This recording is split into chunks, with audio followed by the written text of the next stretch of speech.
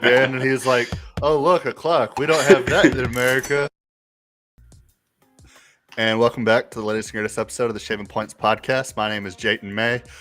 You can find me on Twitter at jmay56. And today I'm joined by my co-host Quentin Crisco and a special guest, Chris Rains. How are we doing tonight, boys? Hey, doing wonderful. Doing good. My name is Quentin Crisco. You can find me on Twitter at BuckHisStats. You can find the podcast on Twitter at shaving_points. That's PTS_pod. Go follow us on the Instagram, the LinkedIn, the Facebook, the Twitter, the Reddit, everywhere that's hot, we're there. Go follow. Hot in the streets. Absolutely.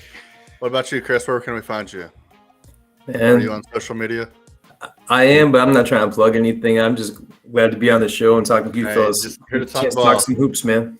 Absolutely. So today we're going to be talking NBA playoffs from the beginning. A little quick recap of how we got here, what had to happen for the teams to get to where they are, and we're just gonna kind of start out with just injuries and everything else like that, starting with the Brooklyn Nets and what happened to them and why are they not here, because by all accounts you would think they should at least be in the Eastern Conference Finals at the start of the season. They never really put it together this year, so we'll talk about them first. Yeah, they they traded for their injured player. They traded and they got Ben Simmons, and then it looked like he might make a comeback for Game 4 before they got swept, and then they held him back because he hurt his back. How? Who knows? But he hurt his back beforehand, so injuries affected them. They were without their 6'10 playmaker that they got in the trade for Harden. And you look at their roster, 5 of their top 7 scorers in the playoffs were 6'4 or shorter. And what that left them with on the court was typically 3 guys 6'4 or shorter on the court. And Boston just basically said, we're going to attack the shorter guys. Saw Jaylen Brown and Tatum really just attacking it. And it was they got the wrong pieces for Harden. I understand moving him. You can't work with a guy who doesn't want to work. But they had Patty Mills, short shooting guard. They got a good player in Seth Curry, but he's basically the same thing. He's 6'2", spot shooter. And they got Drummond, who's a shell of what he was. I mean, obviously what they were traded for was for Simmons, but, the best ability is availability, and he wasn't there. So that injury kind of did in whatever chance they had. Yeah. It's never a good sign when you got Goran Dragic playing 20 minutes a game in the playoffs for you. No. When they made the Ben Simmons trade, I thought that was going to be good for them because I was like, Kevin Durant, Kyrie Irving can score anytime they want, basically. You have a guy who can drive the lane, facilitate the ball, play good defense. I was like, oh, that's a solid move for him. But, I don't think he has any desire to play basketball right now. Maybe we'll see next year. Yeah. But, you haven't played all season, and the rumors of him officially, actually getting moved were hot for a good month before the deal went down. And it's like, what? How are you not, if you weren't ready to play by then, are you ever going to be ready? Well, and I thought what was telling, too, is he wouldn't engage in the regular season games at the end when they really didn't matter. And it's the pressure's not going to back off come playoff time. It's going to build. And he admitted that it wasn't just physical, it was mental, too, which, it is what it is. But when you're not getting back into it in the regular season, that made, I think, a lot of people pessimistic about the fact that he was going to play. Really it's interesting because Barkley made the comment with KD. KD hasn't won anything since he left Golden State and left Steph. You look at the team, though, Kevin Durant isn't built to be the engine of a team. He's built to be a shooter and score a lot of points. But he's not a give the ball to when he's going to pass and make everyone better and dribble drive. His handle isn't his gift. His passing isn't his gift. His shooting at his height is his gift. And he was paired with Kyrie Irving, who's a shooting point guard, first point guard. They needed that playmaker so badly in Simmons, and they just didn't have anybody that could put it all together for them. I mean, just off the defensive alone, Simmons would have immediately made them better. You could play 4-on-5 when you're on offense and just tell Simmons to just go sit in the corner and don't do anything. Yeah. And the team would still be better that way, just with him being on the defensive side of the ball. Yeah, you could have him bring the ball up, create, and at times put him in that dunker spot. That way he's not a liability if he's getting the ball on the outside and they're just playing way off him. Yeah. But he's basically, if you think about it, he's basically Draymond Green. He's a big guy who can guard big positions. He can handle the ball and make a big man come out and play him, but he's not a shooter. Yeah, I mean, if he had the confidence of Draymond Green, he'd probably be the best player in basketball. Oh, yeah. I'm not sure the mentality between Draymond and Ben Simmons is all that close. No. Yeah, that's what I'm saying. Draymond, but I understand what you're saying though, as far as like his role on the team. Yeah, I mean, I think that's a good comp there. I just wonder what he does all day. Yeah, I get bored. Yeah, I mean. Yeah, I don't know. Maybe we'll see something better out of him next year. But I mean, Kyrie's gone, isn't he? Hearing that they could give him a max, but how do you give the guy a max who didn't play? It's going to be interesting to see what they do. It's even worth the max, even if he does play. It's even because even when it's not about the COVID stuff, like he still isn't a guy who is going to like lay. I mean, he quit on Boston like 3 years ago. He hasn't gotten any younger. I'll say this for the Boston situation, though. In Boston, it was the only situation where he was the number one guy. In Cleveland, he wasn't, and in Brooklyn, he's not. So I think it's easier for him to take it on because when they lose, they're not looking at you first. They're questioning KD. Barkley isn't saying Kyrie hasn't won anything since LeBron. He's saying KD hasn't won anything since Steph. So he's taken some of that for him. Now, if Steph he plays, since KD. Then the interesting thing is KD's legacy. It used to be KD and LeBron you would compare. Right now, especially because they played together, people are going to compare KD and Steph.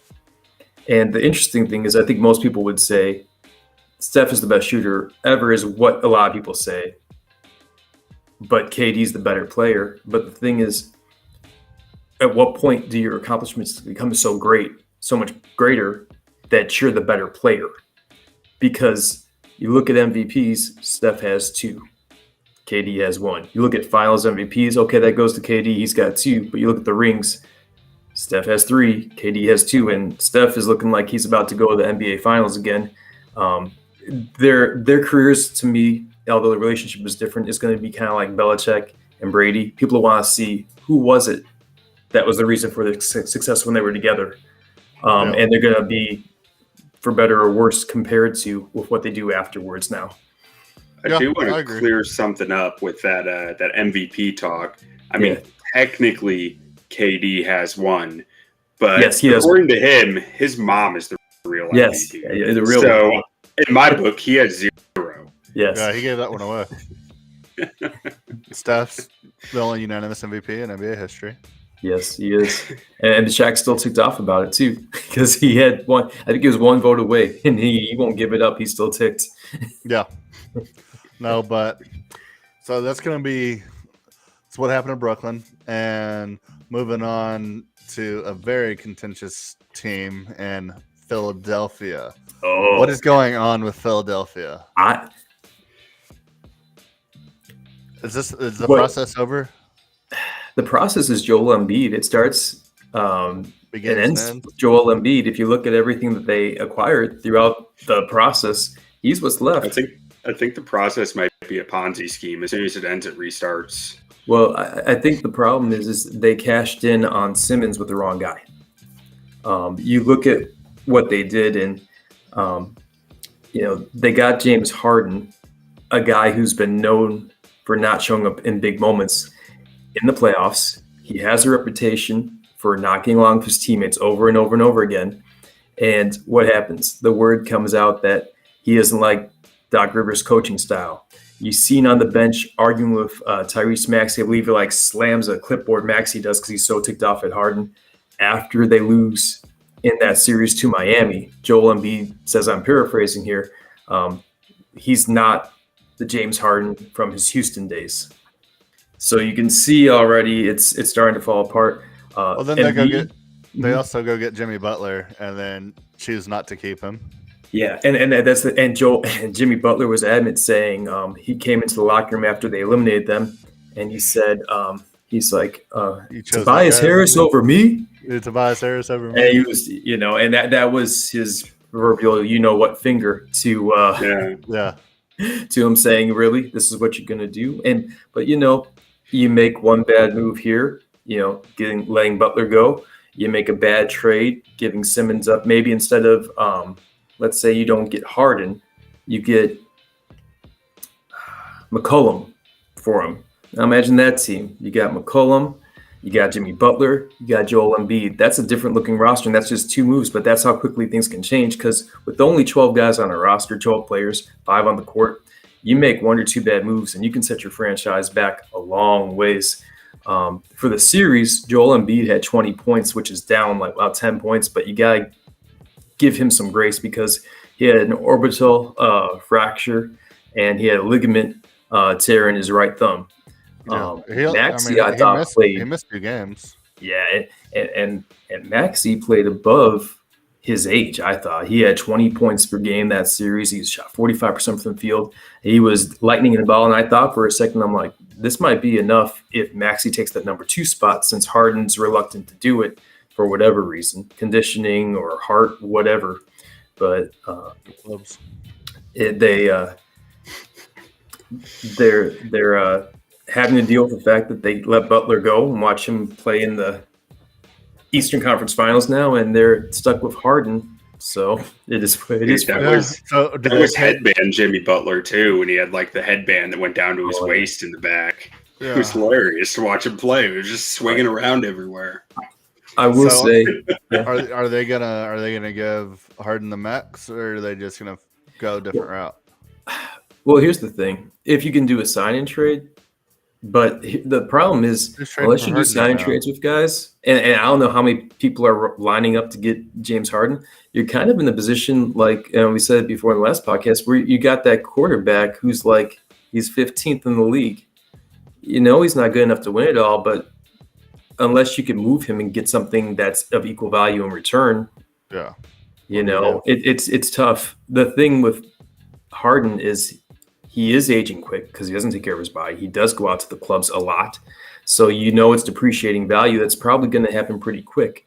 I believe he said something to the effect of, I was resting these last, I'm ready to get at it and get back. And he's renewed and everything. But, talk's cheap. It's a long 18-game season. He hasn't proven any sort of dedication or commitment to basketball since probably 2016, 17. No. It's the last time we saw like truly good James Harden that seemed like he actually cared. Now he just lets himself get fat until they trade him, and then he loses 20 pounds, and then he's like, oh, I like it again, and then he has one bad game, and it's like, okay, I'm going to score 3 points in a closeout game and be done with it. That might be a situation with the Harden thing where personal relationship and history hurt the franchise because Daryl Morey had him in Houston when he was a stud, when he was a star, and wanted to bring him back. But you got to be careful, of course, when you pay a player, get a player, give up so much for a player that you're getting him for what he is and is going to be and not what he was. And I think that's the mistake that's gonna do Philly in. I was thinking if Harden could have just been a shooter, just like let him shoot the ball and like don't worry about doing anything else. He wouldn't even shoot in the playoffs. He wouldn't do anything. Yeah, he was 18 points a game, 41% field goals. And here's the thing: if Embiid is at 20, he's down 10 points a game. Common sense says, well, someone's got to pick up the scoring. Maxey did, but you would think that would be Harden, given the fact that he was a 30-point per game scorer in this league. It's a huge red flag that when your number one gun's down, he doesn't step up. That's a big problem. I will say, though, I think some of this has to go on Doc Rivers because I said to myself watching Joel Embiid caught the ball in a post position back to the basket. 1 foot was outside the 3-point line. He caught it from a post position at the 3-point line. I said, they're done. Yeah. I'm like, why is this guy who's so big always catching the ball from 12 feet and out away from the rim? Yeah. You have to post him up some and get him some easy touches close to the basket. And I get that it's a skill set and he's got it. He can dribble, he can move, he can dance, he can hit a three. But man, you got to have some meat and potatoes. And the thing is, yeah, it's great that you can do that guard stuff, but those guards can't do what you can do because they don't have your size. Yeah. You got to have it. On top of that, I mean, we can't really criticize Doc Rivers too much because he's got an excuse for everything. Yes. So, according to him, nothing's his fault, and it's always his players that let him down. He will take the blame for the blown series with Chris Paul and at the Clippers, though. Just the one blown series, not all the rest of the blown series he's had through his career. But he'll take credit for that one. That was the great Clipper team that never came to fruition. Yeah, knocked out the Spurs in a Game 5 elbow 15-footer from Chris Paul, and I was like, oh, man, this team can win the championship. And then they go and blow it the next series. Should have been another Spurs championship that year, but so you were when you asked the question about giving Harden the max, it got something kind of moving in my brain of like, I feel like the NBA more than most other leagues pay players based on reputation, regardless of age. Like that, you're seeing these guys who are shells of what they were still getting max contracts, and I've never really understood it. Do you think it's just like GMs chasing things that they used to see, or like what do you think of that, Chris? I think the thing is, and it's a stat I'll probably allude to again later, but in the last 25 years, there have been 2 teams that have won the NBA championship that have not had first-team All-NBA players on their team. And that was the 2004 Detroit Pistons, and that was the 2011 Dallas Mavericks. Outside those teams, 23 out of 25 times, if you wanted to win the championship, you got to have a first-team All-NBA player. So they're hungry, and they're reaching for that talent. And if they think it's there, they think he's got the potential, you have to almost get guys based on where you're projecting them to be, based on where the talent. And the thing is, if you're trying to get a guy who's at that level, well, everyone's trying to get him who's at that level, and there's only so many of them. So it's with the NBA, the numbers being so small, compared to football, 11 guys on the field at a time. Okay, we can't get an elite quarterback, but we can get an elite shutdown corner. Okay, it's not comparable, but you can get an elite player at a position. In the NBA, there's so few, and they're so impactful. It's the have and have-nots, and everyone's desperate to find the haves. And especially if you're a market like Charlotte or your OKC. OKC, they're going on the high draft picks. I think they have 15 first-round draft picks in the next 3 years or something like that. It's ridiculous how many first-round draft picks they've accumulated. But if you got to go draft picks or find that diamond in the rough via free agency, one way or the other, unless you're a big market that everyone goes to. Yeah. And so I think there'll always be those teams, especially those teams that aren't big markets, that are always going to reach for that potential because it's a league of have and have-nots. And if you don't, good luck. All right. Yeah. So moving on to the next one, a team that seems like they have in the Memphis Grizzlies with Ja Morant, one of the best young players in the NBA, probably future MVP of the league. Still a young team. What do we think about them in this playoff run and going forward? Golden State dodged a bullet. I'm not saying they would have been dead, but they would have gotten at least graced. They've been fortunate with injuries a couple different ways throughout. I feel like Phoenix injury to Chris Paul helped them with the Mavs now. And I think, and there's no doubt about it, that Ja Morant injury, it helped them greatly. It was basically a 2-1 series in favor of Golden State, because that game 3 was almost over when Ja Morant got injured. They also had Steven Adams that was injured. He played very limited minutes in that series, and they still pushed them to 6 games. They made their kind of, and Jordan said something to Shaq after he beat them. He said, you got in this league, you got to crawl before you walk. And they're crawling, but they made their kind of announcement. We're here. We're next. Yeah, they were the number 2 seed in the West this year. Yeah. But yeah, solid team. I love Ja Morant. I don't think anybody can watch the NBA and hate Ja Morant. So hope he can stay healthy. He's got that Derrick Rose type of explosiveness on the court, and I think probably the most exciting young guy we've seen probably since Derrick Rose. Yeah, as far as high flying acrobat type that just puts his body on the line all the time, and so we just gotta hope he stays healthy. Yeah, it reminds me of Westbrook and Rose. Who's this Derrick Rose guy that you're talking about? I think I've shut this out of my memory. I don't want to know. He used to play for the Minnesota Timberwolves, and now he's on the Knicks. Don't talk about legs. Don't talk about his legs. We can't. But no, they made their statement that they're here. It's a little too soon for them right now, and the injuries, prevent them from having a chance of winning that series. So do you think they have the potential to attract because I mean Memphis isn't the biggest market by any means, but with a guy like Ja Morant, if he does stick around there, do you think stars are going to be attracted to other stars, or are stars going to be attracted to markets moving forward with so much money in the NBA? I mean, well, you get contracts are getting so high that it's like you can go get the money. The higher level you win at, the more you can attract it.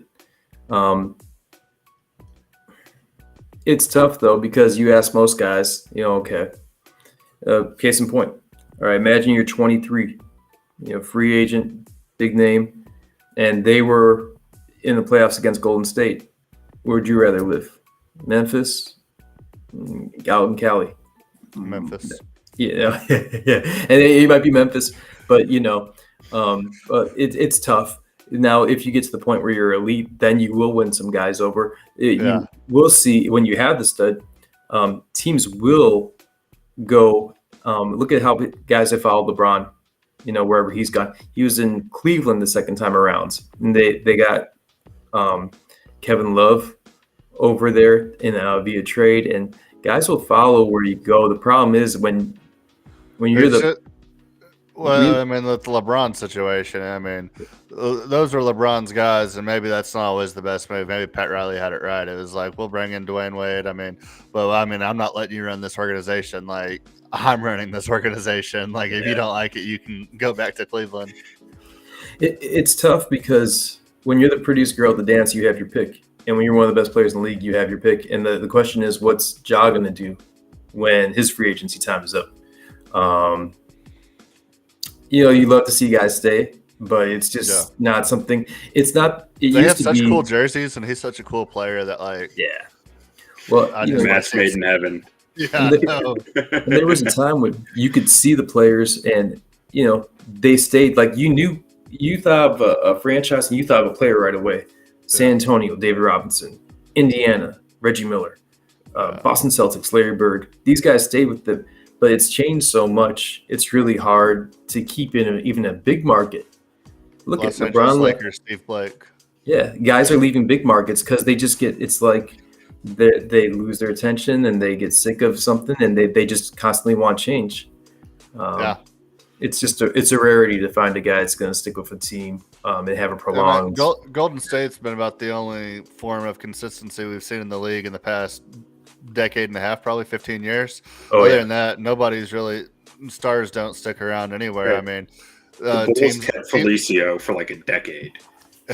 But teams with stars, they either leave or they're always having to, like, Houston tried 17 different ways to make James Harden happy instead of just like trying to like build off year to year success. They're like, oh, this year didn't work, let's tear it down and try again. I'll give Houston this. Houston was the closest to taking out the Warriors that had Steph and KD. I don't give it to Toronto because Golden State got injured so much when they won the championship over them. But Houston came, really close to They eliminating. went full small ball with Covington playing center, right? Yeah, they had Chris Paul, they had James Harden, Eric Gordon, Tucker. Ariza. I believe Ariza was still around. They said, "You're doing small ball. Well, we'll try and do it better," and they almost did. Houston was real good tryers, but they never got there. But yeah, they didn't get there. They didn't get over the hurdle, and that's Chris Paul's story, unfortunately. But ultimately, if I had to put my money on it to answer your question, do I think he attracts a star and he stays there long term? No. I'd bet that ultimately he ends up leaving. They don't attract the big star. I wish I could say the opposite because I think it's a cool story of a small market team. Relatively small. How cool would it be if Giannis is like, yeah, I'm leaving Milwaukee, and he goes to Memphis? It would be. He's just so loyal. He's such a throwback, and he's so lovable. He's he's just the nicest guy. Like, I'm a Bulls fan. He's a Bucks. I should hate him, but it's like, no, he's just like the nicest guy. He's impossible to hate. He's like Dikembe Mutombo. Yeah. Who hates him? Yeah.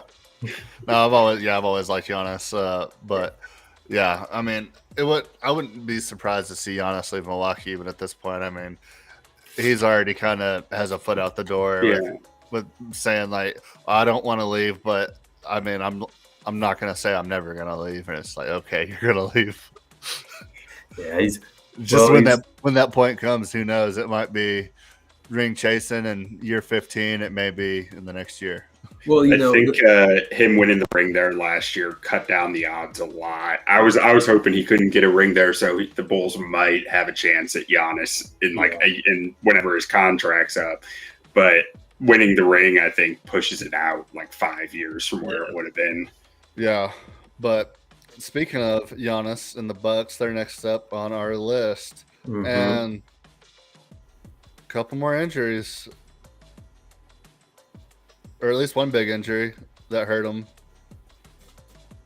Yeah, Chris Middleton. Middleton. I kept wanting to say Bledsoe. Yeah. They I don't like Chris Middleton's name. I was watching a documentary and they talked about it was a great Chick Hearn broadcast for the Lakers, and he said, Elgin Baylor is Mr. Inside, is what he called him, and Jerry West is Mr. Outside. Well, in Milwaukee, you would call Giannis Mr. Inside. You call Middleton Mr. Outside. He's 6'7". He can get his own shot, and he's a perfect complement to Giannis because Giannis is working this half of the inside, and he's working the outside half, and it's a good balance that they had. And when he got injured and he was out, they became very one-dimensional. Holiday's a good player, and I will say this: if I'm a Milwaukee Bucks fan, I'm frustrated that he was injured and we couldn't get another ring or at least to the finals again. But you have a lot to be optimistic about with that team. Holiday played well. Bobby Portis, which kills me because he was a Bull, he played great. Grayson Allen even came up big for him a couple times. He hit a ton of threes for them. If you get a role player like Grayson Allen hitting 7 threes a game, you can be real dangerous. And you got Lopez, who's just forever big. They are a nicely put together team. The pieces fit together very well. They just had very bad luck with him getting injured. And they still, with Middleton out the whole series, they still pushed them to 7 games. To me, you can't, there's no, solace in losing. There's no winning. If there is a win and they're like a good feel, they could be proud of the fact that they pushed them to 7 games. Especially a team as battle tested as Boston. They're young still, but they've been in the playoffs. This isn't the first rodeo. So I thought that Milwaukee has a lot. If you're a fan there, you got a lot to be optimistic about there with the future. Yeah, no, I agree. And as long as Giannis is in that town, and Aaron Rodgers, I guess, is going to stick around forever. They're just rich with talent in Milwaukee, and I hate it. I love Giannis. I hate Rodgers, but yeah. I'm with you there. But Amen. Okay, so Drink to that. Moving on to the Suns and the biggest choke artist in the NBA and Chris Paul. Yeah.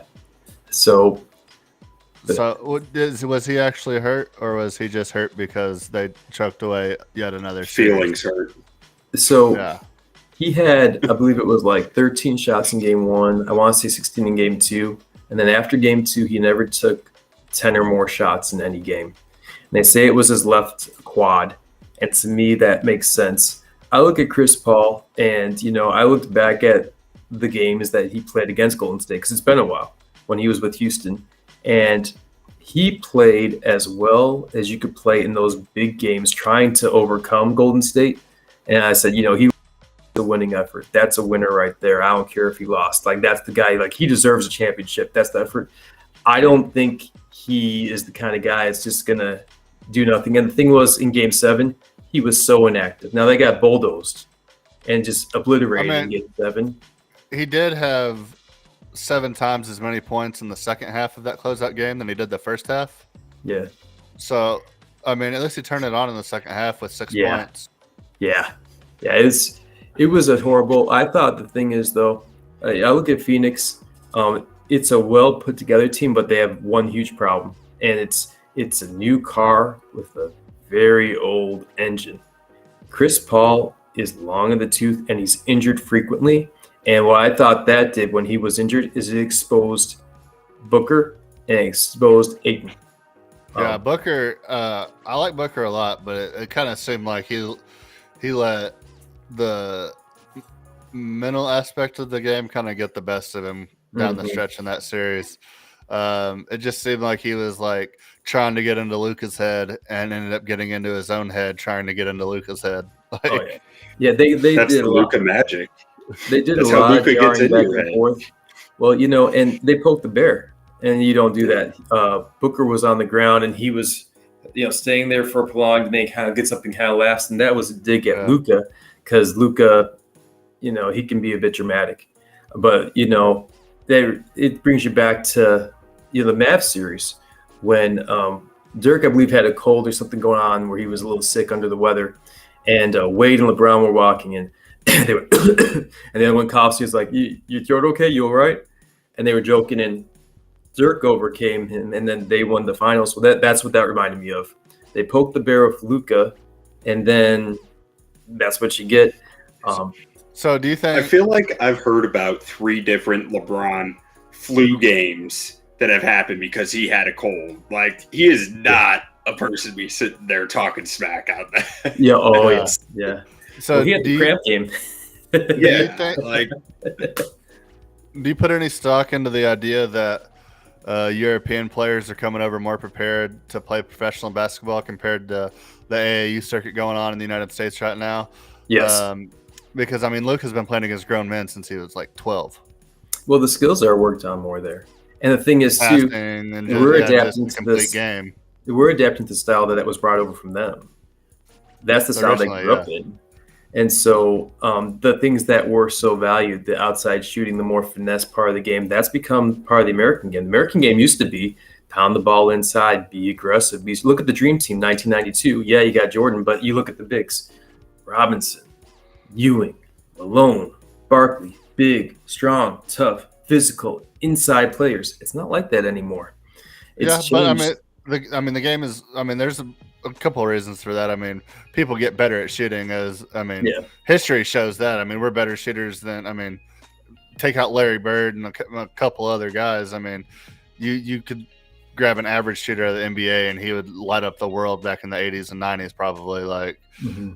People are just better shooters. So naturally the range is going to increase, and then from there the game gets faster. When the game gets faster, those 7 foot, 250 pound, 300-pound guys aren't going to be able to run up and down the court all game, so that takes them out of the game. And then when people stop attacking the back, I don't think it's only because of that, but and then like the hand checking and everything getting taken out of the game. They made the game less physical. They wanted to spread the floor out, and now they spread the floor out, and now nobody attacks the lane. And now these European guys are coming over that know how to pass, they know how to how to run the floor. Are back to back MVP, which some people may or may not agree with. European 2nd round pick. Luka. When Luka came in, everybody.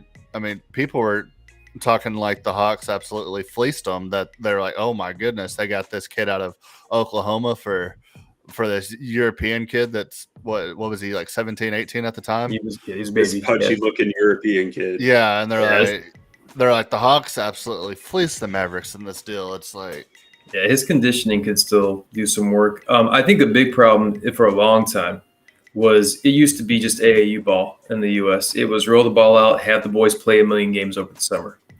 Now I think because the NBA has changed, there is more of an emphasis now. We are catching up to it's funny, they were catching up to us in the 90s. Now we're catching up to their style and the emphasis on skill.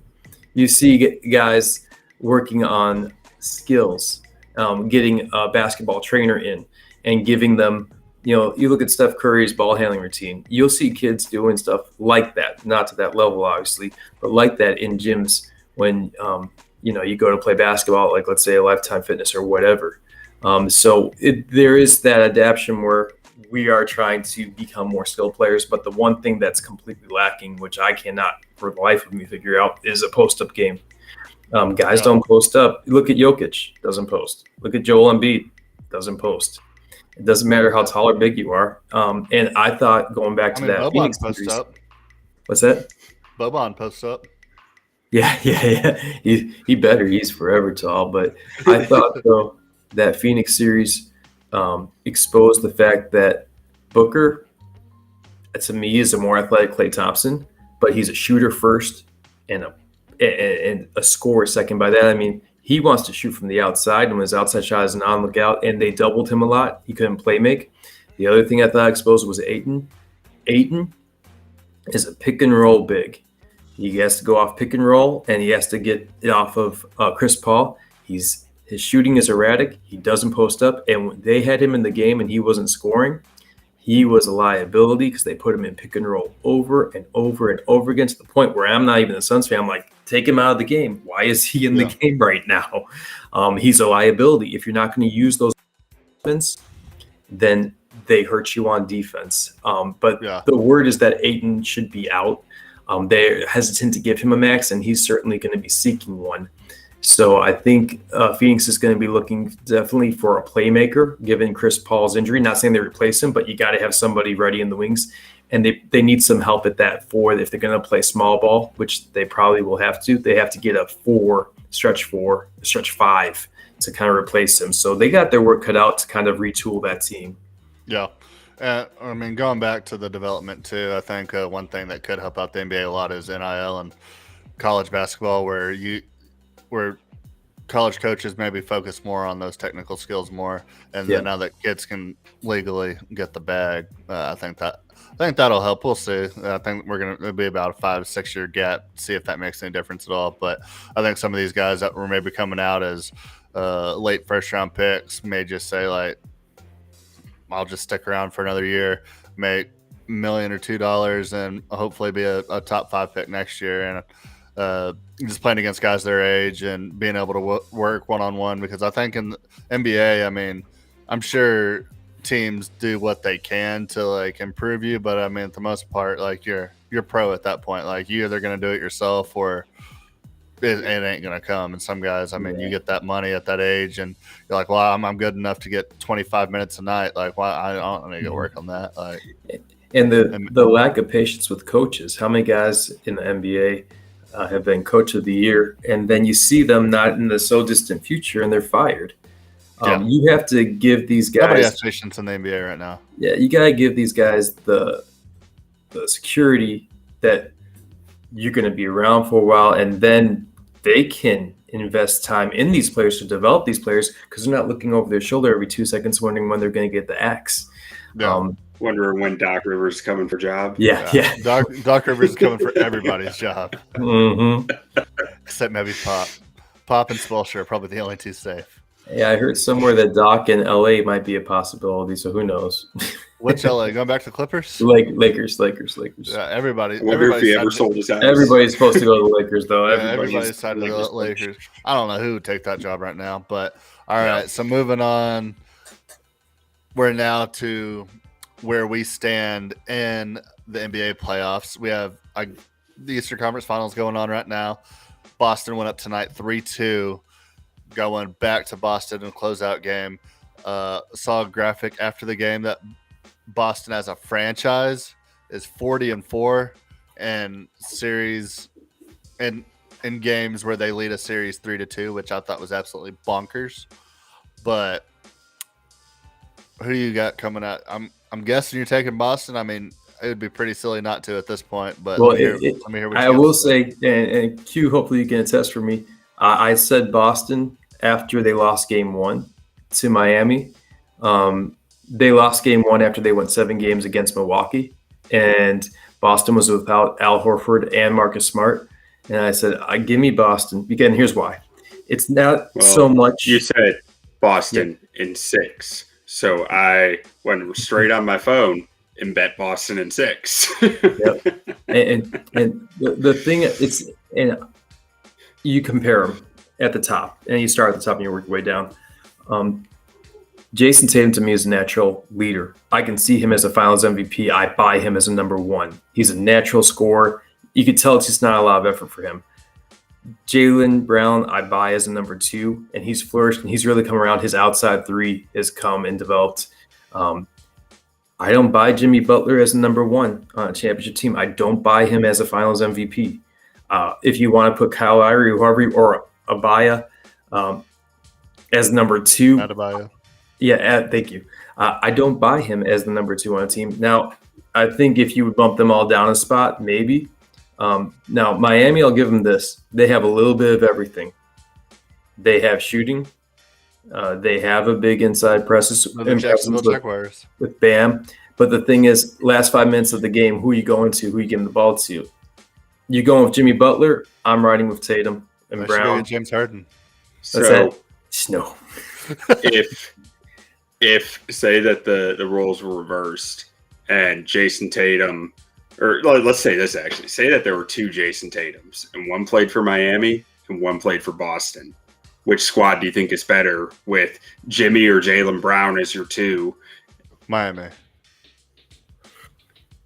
Yeah, I'd give it Miami. Well, we're just talking about the 2 or the whole rosters? Just Miami. The whole rosters, yeah. You're just adding Jason Tatum to Miami and Jason Tatum still on Boston. That Markieff Morris retires and they replace him with a Jason Tatum clone. Yeah. I'd go Miami, but here's the Miami. I mean, you'd have Jason Tatum, Jimmy Butler, Bam Adebayo, and then 7 deep on the bench. I mean, I think Miami's a deeper team than Boston. I think that's why they would be better. I think they're almost too deep. I think they should have at some point cashed in some of these quarters for $1 piece. Because you look at their bench and there is a lot. You see there's Oladipo, there's Duncan Robinson, there's Tyler Hero, and so on and so forth. I think it's the point in the playoffs, you can only go about 8 deep for most teams. There's only so many minutes to go around. I think if they could have upgraded some of those top 7 positions, they'd be in a better spot than having all that depth. But I like Boston because along with Tatum and Brown, you do have Marcus Smart. You look at, and you guys have it on stat, I believe that's 4 times in the last 6 years they've been in the Eastern Conference Finals. They're kind of like the Buffalo Bills of the NBA in that respect, not getting past the Eastern Conference Finals. I think this is when they get over the hurdle. I think that this is their time. Well, they finally went out and got Derek White, which completely changed the entire team. So, it's a championship player. And you know what? Al Horford, 35 years old. He's so big for them. He spreads the court. He's shooting 49% in the playoffs from 3, and he's just an ageless wonder. 35. Holy 49% for big man. I didn't realize that. It's just impressive. Yeah, it's just ridiculous that he's shooting at the clip he is, and so I mean, and then you got Grant Williams shooting at 42%. Yeah, and so they can space you out pretty good. And between the 2 of them, they're shooting 9 of them a game. I mean, it's not like they're shooting those percentages on 1 shot a game or 2 shots a game. Yeah, and that's the thing.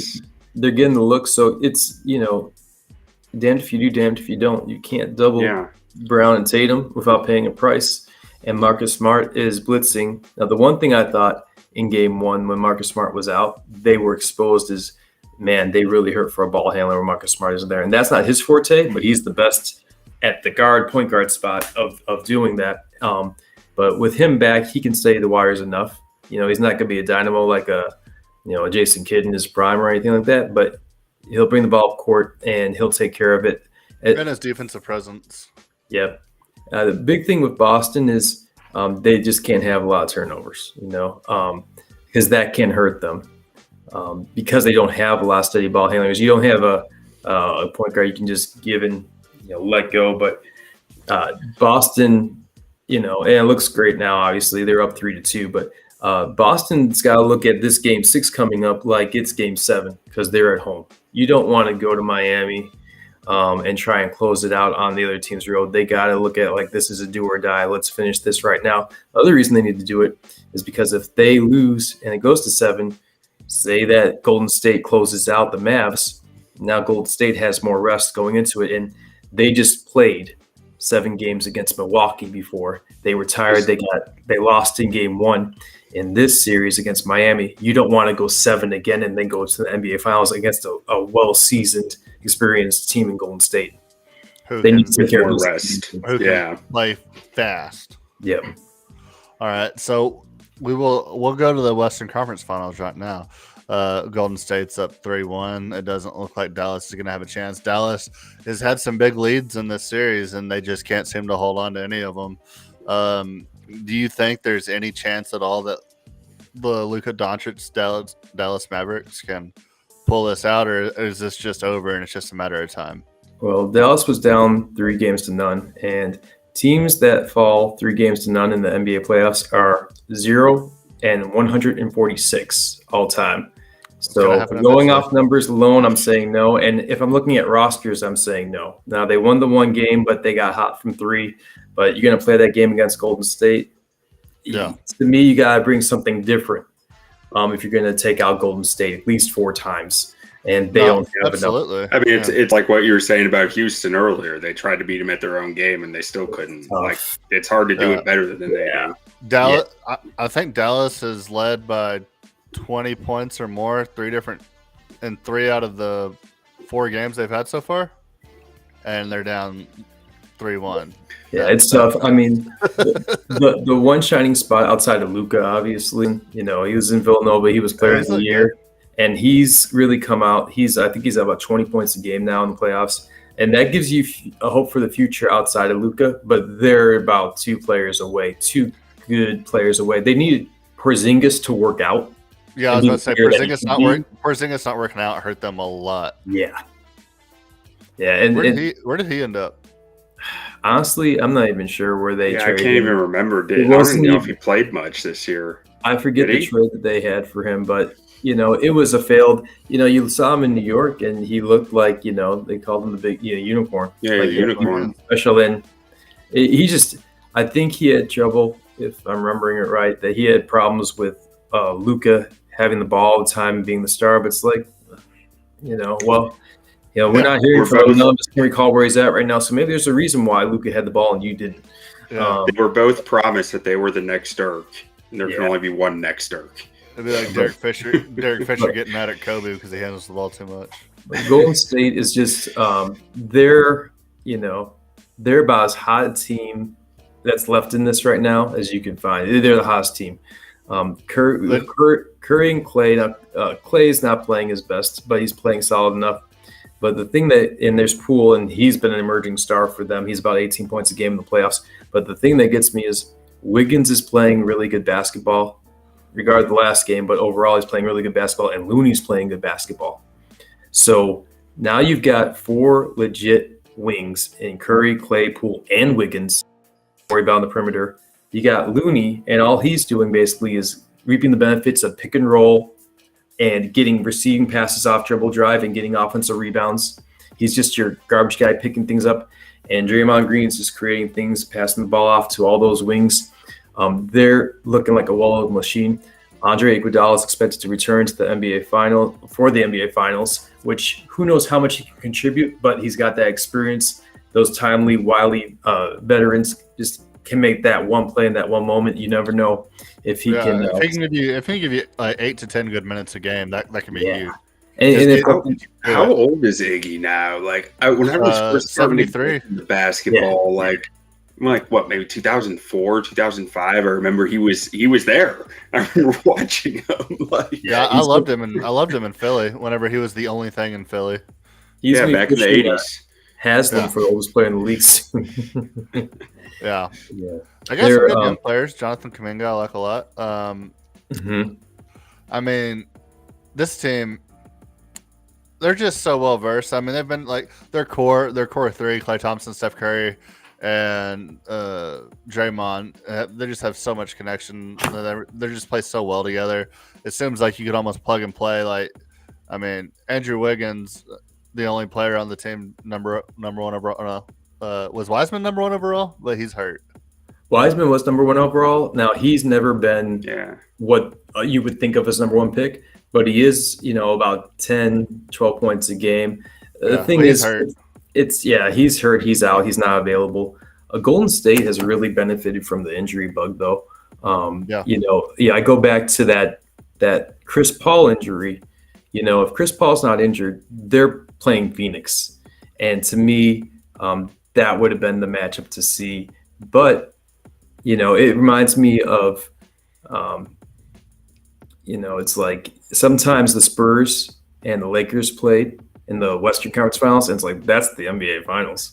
Like that's the real matchup. Well, to me, the Western Conference Finals should have been Phoenix versus Golden State, but Dallas got lucky, and Luka got hot, and Brunson came along, and so did Dinwiddie, which is the coolest last name ever.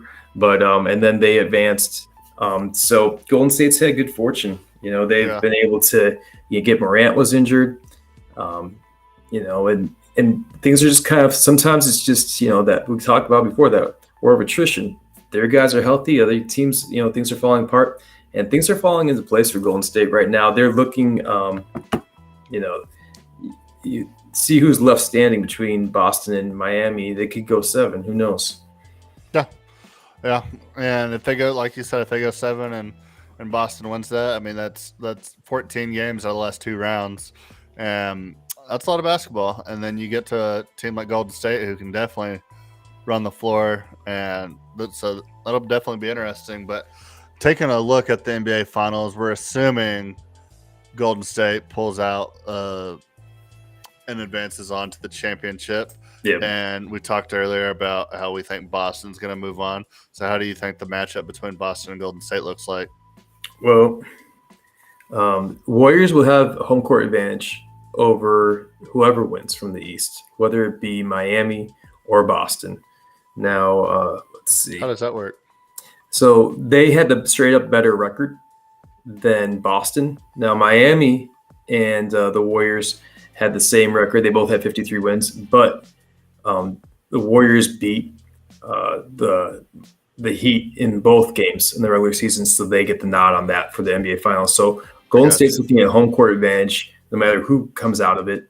Like we just talked about, they win, they'll definitely have some rest, and they might have a great amount of rest compared to whoever comes out if it goes 7. And 14 out of the last 20 NBA Finals have been won by the team with home court advantage. So a lot of things going for them. I want to pick Boston. I really do. Because that's who I bet earlier. And I feel bad, because I told Cube Boston. I put a little on it too. Yeah, I know you put a little something on it. So I'll be a jerk and be like, no, I'll go back on it. Hey, I got time to hedge.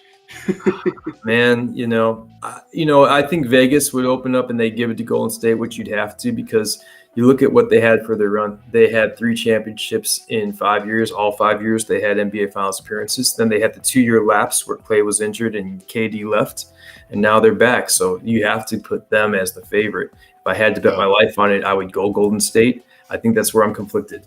My head says Golden State, my heart says Boston, and that's where I'm at with it right now. Yeah. I mean, I haven't watched enough basketball this year. This is probably the least amount of basketball I've watched in an NBA season in a very long time. Having a newborn at home kind of cuts into that a little bit with how much NFL and college football I watch. So I have to I have to give up something for my wife, so it kind of just landed on basketball. So hopefully, as my son gets older, we'll be able to watch more basketball, and he'll want to watch it. But for me, it's hard not to just take Steph Curry here. I mean, I love Steph Curry whenever he was still a young buck, running and gunning in the NBA, and everybody was like, "Oh, his ankles aren't going to hold up. He's going to be washed." I mean, he's a good shooter. He'll never be anything more than a decent shooter in the league, a role player. And watching him turn into a unanimous MVP and absolutely taking over the league, I know a lot of people got Steph fatigue. I'm still a big Steph fan, so I'm taking the Warriors here. Yeah. So, Chris, if you were coaching Boston, how would you try to stop Golden State? And then on offense, how would you attack them? Well, you got to attack them with size. That's the one advantage they should have over them, is that they are bigger. And you got to make it physical. You got to make it an ugly, slow down the pace of the game. You don't want to get in a track meet with these guys. The more shots that go up, the better chances you have of losing because they're better shooters than you. So you want to slow it down. Football analogy, run the ball. And you want to make it an ugly game. They should have, you got to go through Tatum and you got to go through Brown. Now, as far as offensively goes, you got to dare Draymond Green to shoot and hope he doesn't hit, because something's got to give. You can't guard everybody tight on the perimeter. Now, the one thing I do see Draymond Green do, which I think is just so clever, teams sag off him. So this defender's nowhere to be found. He gets the ball. Most guys would just shoot it because I have all this space. I'm open. Well, you're open for a reason. You suck at shooting threes. What he does instead, he dribble hands off to Clay or Steph. They come off of his pick. And because his man sees him down so far, there's nobody to help. And now Steph and Clay get a three every now and then. So it's tough to really play off him that much because he'll find the shooter, dribble handoff, set that little pick for him, and now they got a clean shot. But you got to dare him to shoot the best you can. And you can kind of get away with a moving screen there if you're handing the ball off as they're shooting too. So you can get away with moving directly in front of them as you're handing it off. Yeah, and I think you got to play physical. I'm going old school, and it's tough to do in today's game, but I think you got to get physical. You've got to hit Steph. You've got to hit Clay. You got to get them uncomfortable. You got to get them out of their rhythm. Steph got hit in the quad, and he's kind of limping a little bit. I know it's called differently. You'll get a tech for breathing on somebody, but you got to hit them. You got to make them uncomfortable. You got to try and get them out of their rhythm. You can't. I feel like that can be hit or miss with Steph. Sometimes it makes him better. It seems. Yeah, but I feel like that is who Marcus Smart is, and I feel like if Boston's going to win, they're going to have to do it. Like Marcus Smart will fight a fan if he needs to. Seen it before. Boston was playing the Lakers in the finals. I believe it was Kevin McHale. I forget who he hit, but he hit someone hard, and it looked like they were going to have a fight or everything, and the whole series switched. They need something like that, I believe. I think they got to make them play almost make it a tough, physical, aggressive, inside, slow pounding, and make them feel their physical. Absolutely. I think we might have lost Chris there. But I like what you're saying, though. I mean, I think it makes a lot of sense that it makes a lot of sense. Yeah, just you attack that size and get physical. Put them out. Absolutely. I mean, especially when you're the bigger team. When you have Grant Williams and Al Horford getting solid minutes for you and nobody for Golden State really matches up with those two guys. I mean, you gotta take it to them, and you just gotta make sure Tatum and Brown are both well aware that we don't want to get in a track meet with these guys. Like if Steph hits a couple of threes in a row or Clay hits a couple of threes in a row, like you got to drill it into like Tatum and Brown. Like don't go down there and take a bad shot. Like go down there, run your offense. Don't worry about matching fast. Like stay calm with it. If you need to settle for an outside jumper, you need to drive the lane. Like don't go taking wild threes because Steph's hot and he's hit 3 in a row. Like and you have to make them pay for playing Steph and Poole on defense. I think with Cleveland, you saw it so many times. And that's the one benefit they got. They can look at what Cleveland did when they beat them. They put Steph in pick and roll over and over and over again, said, you're guarding LeBron. You're guarding our Kyrie Irving. We're making you pick. And what that does is two things. One, he's not that tall. He's not that big. So it's an advantage, obviously. The other thing is you're taking a little bit of wind out of his sails offensively. because you're making him work on the defensive end. And you got to do that with Poole too, because he's not the biggest guy. You got to put Tatum and Brown and pick and roll on and put those guys on him where they could take advantage of their height.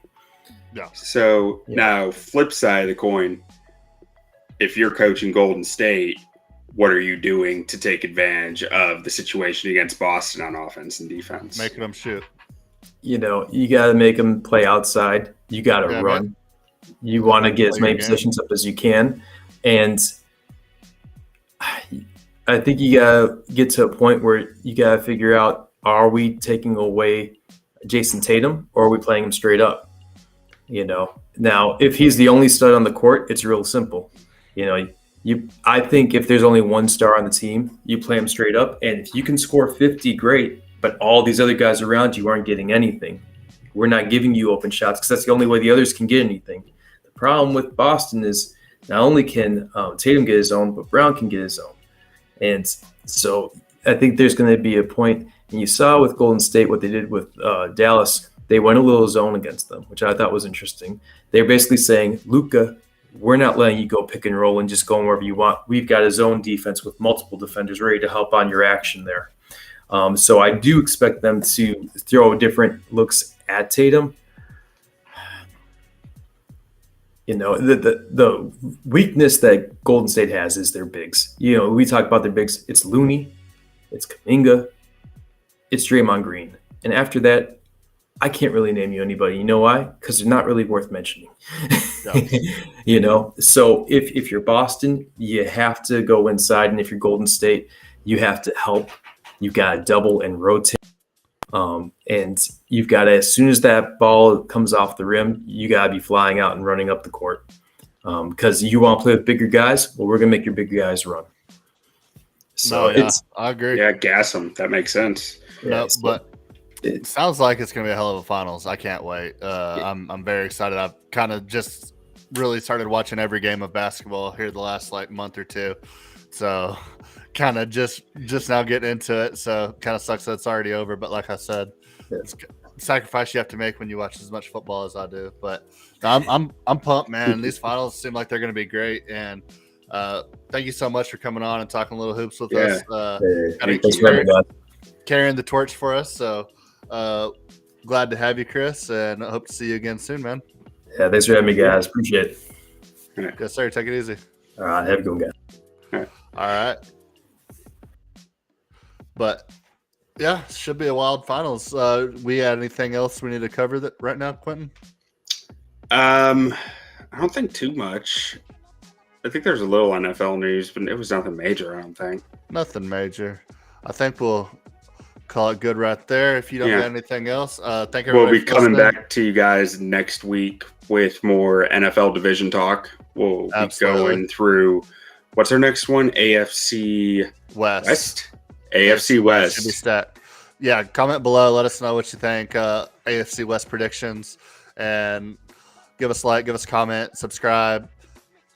Rate it 5 stars, all the good stuff. Support the boys. Let us know what we can do to improve. If you would like us to talk about anything that we don't talk about or any specific details that you think we might gloss over or anything, help us out.